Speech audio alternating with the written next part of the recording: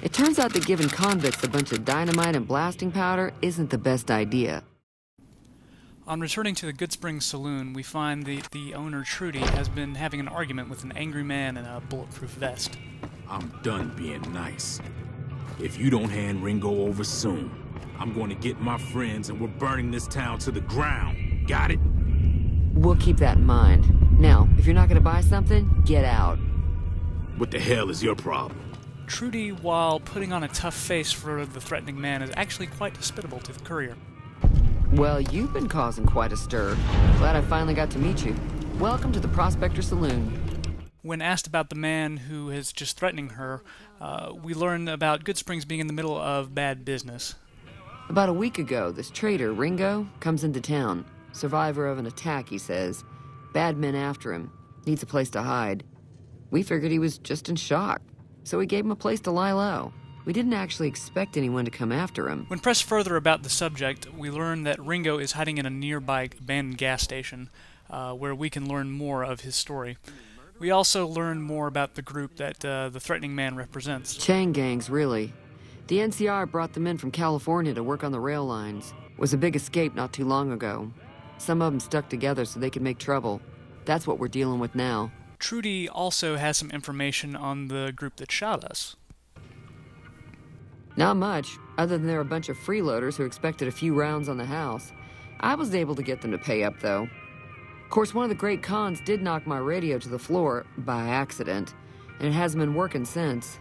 Sounded like they came in from the north through Quarry Junction. If that's the case, I can't say I blame them for not wanting to go back. That whole area is overrun with the kind of critters that just get mad if you shoot them. Merchants avoid that whole stretch of I-15 like it's radioactive, which it could be for all I know. She also ends up being quite knowledgeable on what's going on in the surrounding area. If you, as the player, are looking for more information about the larger going-ons in the Mojave, then Trudy will be your best early source.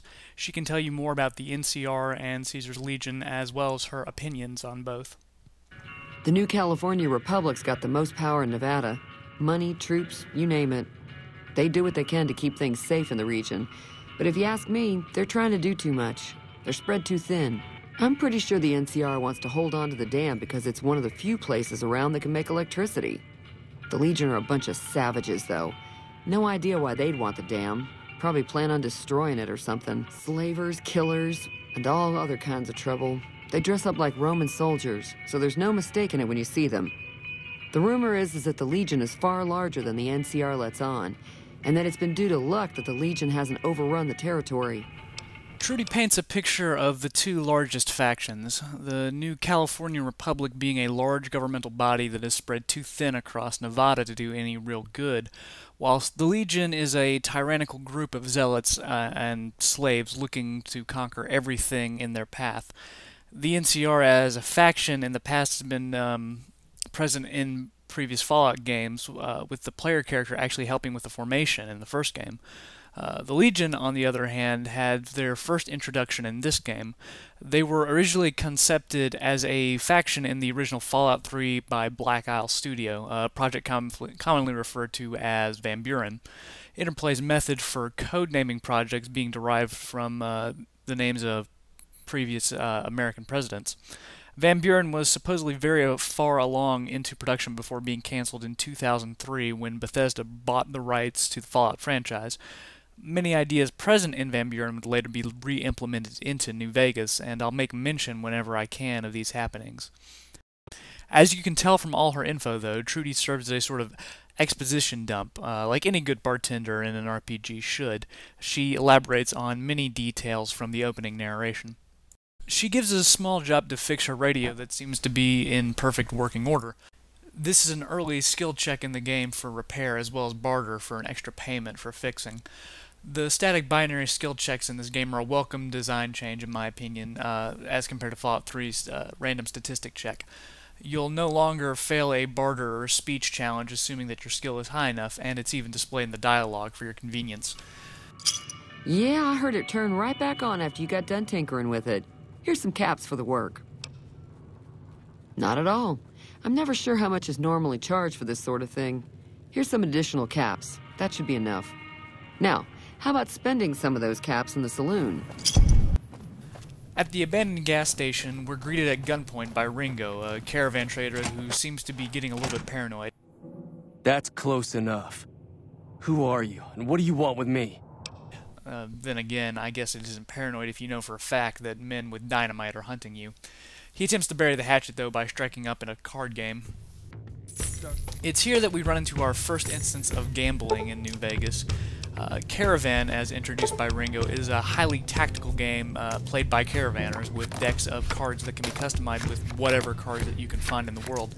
It plays out sort of like a competitive version of solitaire. Players will take turns playing cards in 3 competing stacks. The objective to get 2 out of the 3 of the stacks to add up to a total between 20 and 27. Each player draws 8 cards to begin, places down 3 initial cards, and draws any time they play. Numbers are worth their stated values, and face cards have different effects.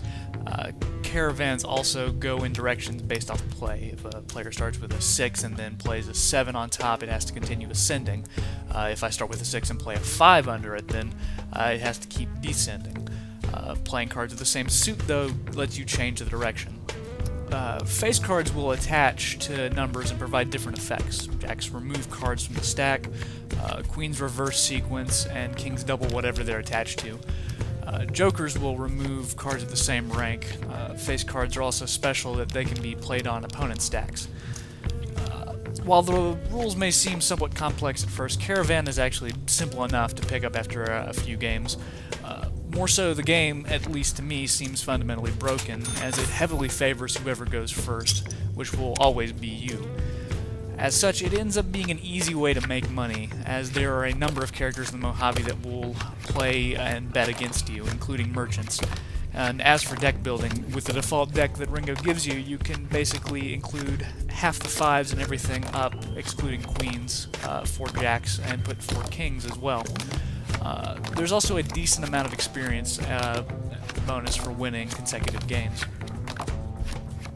After depriving Ringo of his spare cash, we'll talk to him about his problems with the local gang pursuing him. Yeah, he doesn't look very tough, though.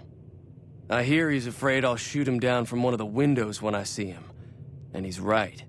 I'll have a much bigger problem once his friends show up. There's no way I could handle all of them in a gunfight. Offering to help him with this problem starts you on the quest to recruit the rest of the town to back you up for a gunfight. The gas station itself offers a few things worth salvaging. Ringo seems to only care about the ammunition under the counter. We also get our first safe to lockpick. Now, I have a strange, probably somewhat unnatural obsession with lockpicking.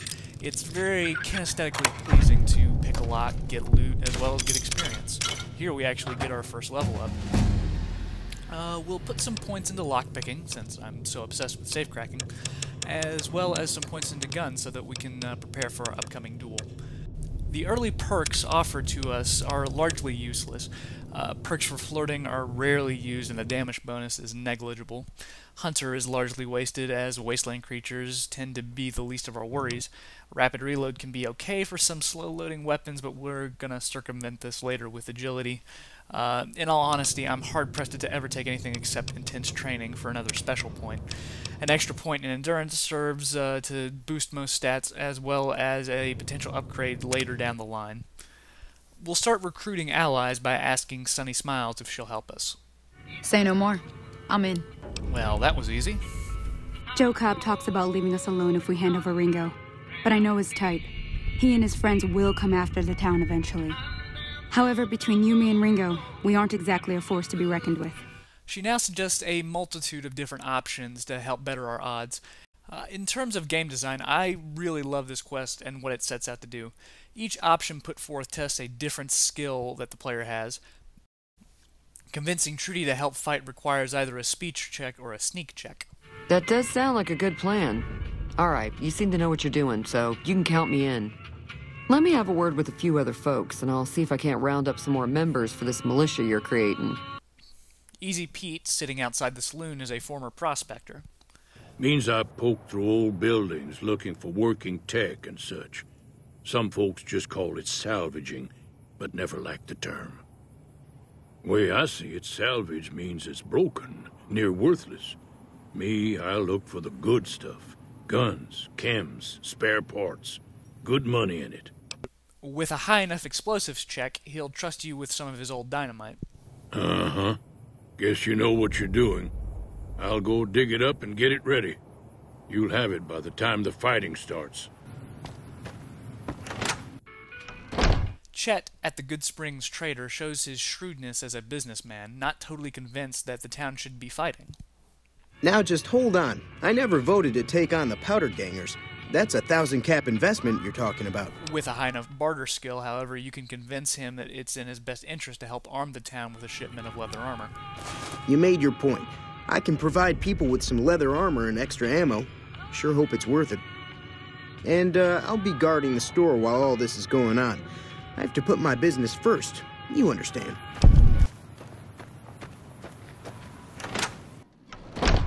Doc Mitchell will welcome you back and donate medical supplies for the upcoming fight, even more if you have a decent medicine skill.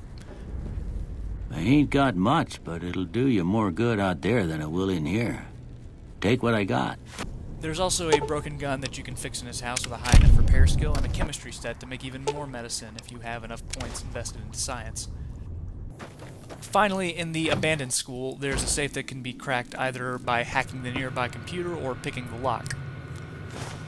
Now, another thing that's interesting about all these skill checks that are put forth is that this is, once again, just one option to take in a divergent questline. If you feel so inclined, you can actually go seek out Joe Cobb and help scheme with him to take over the town.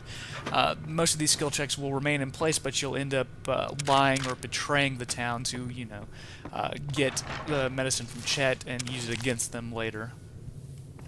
But considering the town has been nice enough to us, we're going to go ahead and give them the hand.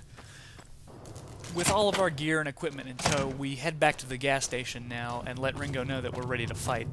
Sonny will come and find us to let us know how many there are outside. At least 6, Joe Cobb included. They look pretty mean. With that, we get our first large-scale conflict in New Vegas.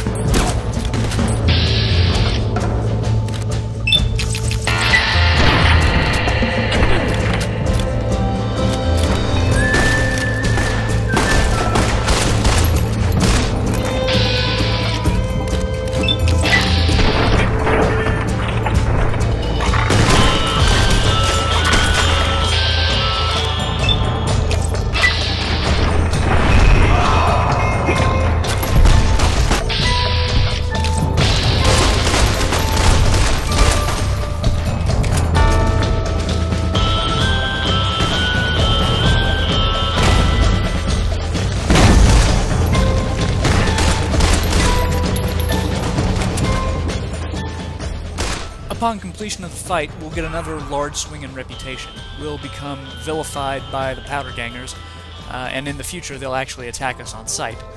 Goodsprings, however, will now idolize us. The rewards for helping out Ringo come in the form of a payout of 100 caps from him, bottle caps being the default trading currency across the waste. The powder gangers themselves also have a host of weapons and explosives on them that can be salvaged for a nice tidy profit. We'll stay the night at Goodsprings and get some directions from Sonny and Trudy to head south, as it was the last direction they saw the man in the checkered coat go. Early the next day, we'll start making our journey towards Prim.